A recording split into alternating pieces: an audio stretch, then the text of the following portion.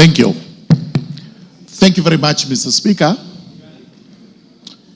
Mr. Speaker, before I even state my position as regards this motion, it is important for me to express what the views of Kenyans are regarding this motion, and especially with a hindsight of the public participation that we did, and also from the public opinion which was communicated to Kenyans through an agency that conducts opinion polls.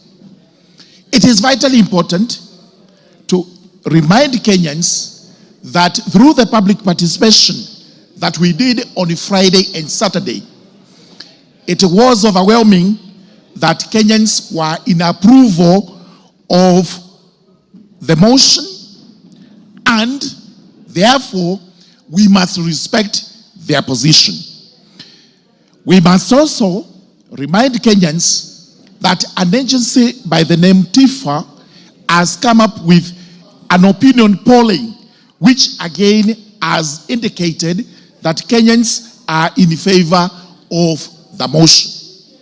Therefore, even as we debate today, even as we agonize over this motion, even as we consult the Honorable Mwengi Mutuse, as we have done from time to time, as regards this motion, it is quite clear that Kenyans are in favor of the motion carrying the day. I therefore respect the position of Kenyans. I respect the position of my constituents of Tharaka, and I do confirm that I rise to support the motion. That today, the motion that has been brought to this House to have His Excellency the Deputy President of the Republic of Kenya, the Honorable Rigathi Gachagua, impeached, carries the day by a vote to be taken by the House. I must commend the Honorable Mwengi Mutuse, who is actually my Vice Chairperson in Justice and Legal Affairs Committee, for work excellently done, and repeat the position he has made, that we are not a court of law trying a suspect. We are a House of Parliament which is required to just consider whether the grounds advanced are actually substantiated. Do we have reasons to believe that the grounds advanced are substantiated? Having listened to the mover, having looked at the documentation, and I confess we have burnt midnight oil looking at this particular motion and the supporting documentation, these grounds are substantiated. Allow me briefly to just mention but a few. Ground number one, which is on dangerous divisions in the country, is propagated by the Deputy President. The Deputy President last night admitted and tried to qualify the admission that he had likened Kenya to a company.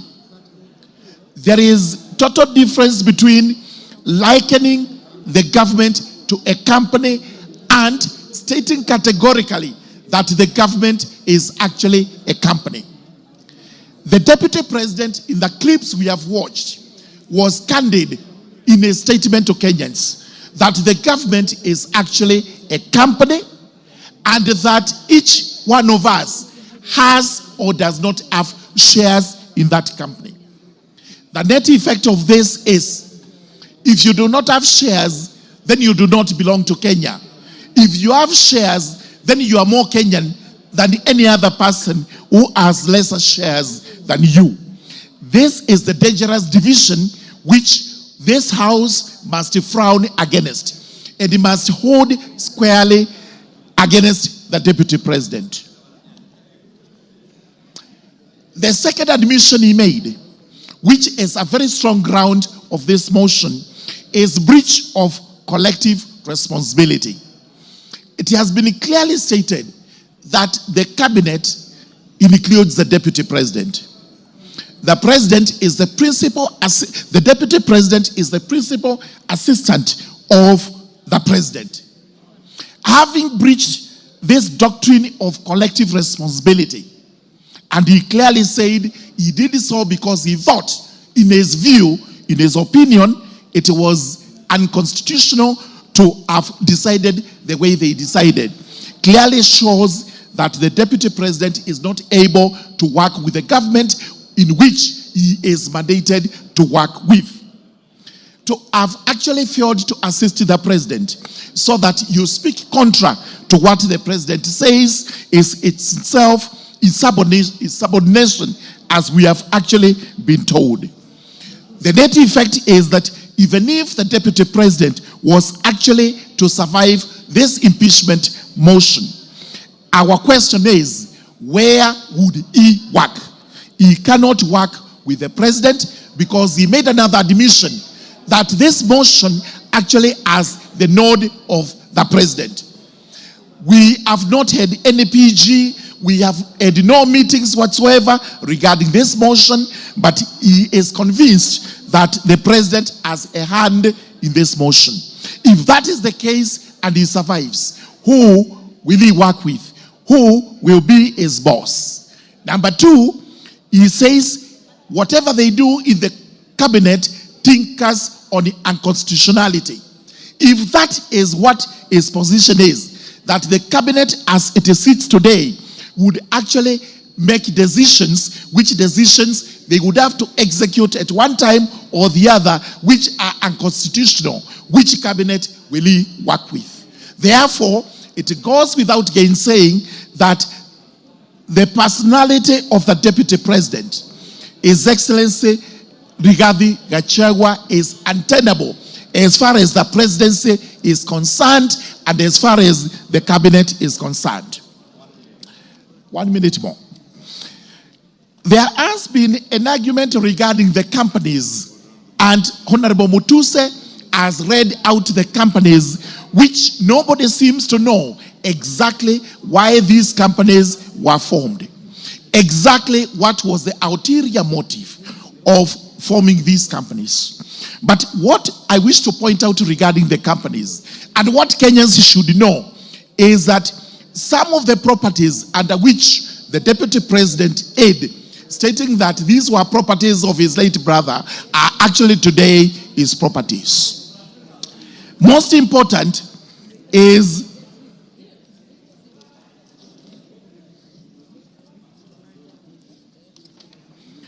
a property known as Kuruwitu Home Resort. This property was actually sold to another company known as Kuruwitu Properties Limited for Kenya shillings 250,000. As such of these companies indicate that Kuruwitu Properties Limited is owned by Vipigo Beach Resort Limited and John Y. Madenge. We therefore have to ask ourselves, who is Vipigo Beach Resort Limited? And CR12 indicates that this company is actually owned in shares by Keith Ekino Rigathi, Kevin Gachagua Rigathi, the estate of the deceased James Nderitu Gachagua. As we were told, these two persons named, Keith and Kevin, are not executors of the estate of the late Nderitu Gachagua.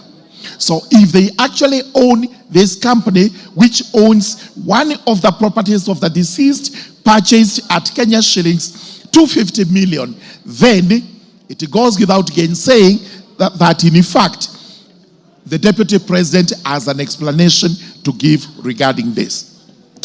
Finally, we've been told about the press statement he made in Mombasa. And this is the evidence of insubordination. The country was on fire. The country was burning.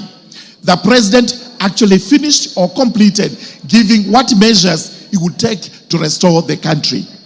The deputy president went to Mombasa, where he gave a statement which in itself was inciting to Kenyans, casting aspersions on the government, casting aspersions on our agencies, And at the end of the day, we have also seen him casting aspersions on the judiciary, which is supposed to be an independent institution.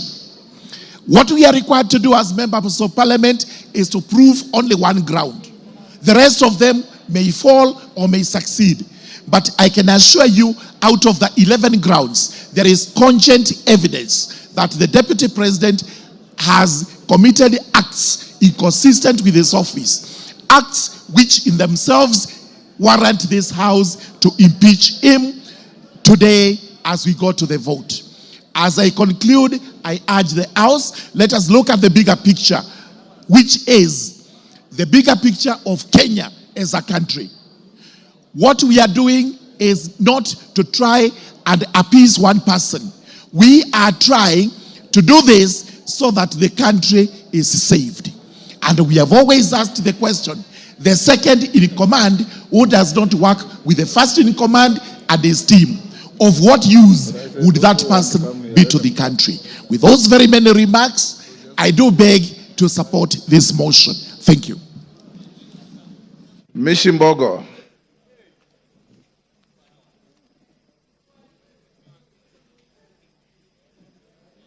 Give her the mic. Asante sana Mheshimiwa Spika. Mheshimiwa Spika, nasimama hapa kuunga mkono hoja hii ya kumng'atua mamlakani naibu wa rais Bwana Rigathi Gachagua. Na naunga mkono kwa sababu katiba yetu kifungu